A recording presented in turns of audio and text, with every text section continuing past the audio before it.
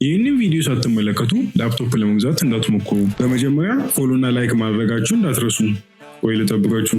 ፎሎ ካደረጋችሁ ወደ ቪዲዮ እንመለስ። እነዚህን አራት ነገሮች ላፕቶፕ ከመግዛታችሁ በፊት እንመልከት። የመጀመሪያው ፕሮሰሰር። አብዛኛው ሰው ይህንን ስህተት ይሰራል። አሁን ላይ ገበያ ላይ ያለው ኮራይ 3፣ ኮራይ 5፣ ኮራይ 7 እና ኮራይ 9 ናቸው። ይበልጥ ሪኮመንድ ማድረጋችሁ ኮራይ 7 ነው። ደግሞ አንዳንድ ፕሮሰሰሮች ከፊት ለፊታቸው የተለያዩ ስፔሊንጎችን እንመለከታለን። ለምሳሌ ዩ ኦር ፒ። ይሄ ማለት ደግሞ ቀን በቀን ለምንጠቀምባቸው ለቢሮ ስራዎች፣ ለተለያዩ ታስኮች የሚሆኑ ናቸው። ሌላው ደግሞ ኤችኤክስ፣ ኤችኤስ። እነዚህ ማለት ደግሞ ሃይ ፐርፎርማንስ ያላቸው ለቪዲዮ ኤዲቲንግ፣ ለግራፊክስ ዲዛይን፣ ለጌሚንግ የሚሆኑ ናቸው። ሁለተኛው ራም ሲሆን ሚኒማም 16 ጂቢ ኦር 32 ጂቢ ቢሆን ይመረጣል። አሁን ላይ DDR4 ከሚጠቀሙ DDR5ን የሚጠቀሙትን ሪኮመንድ አድርጋቸዋለሁ።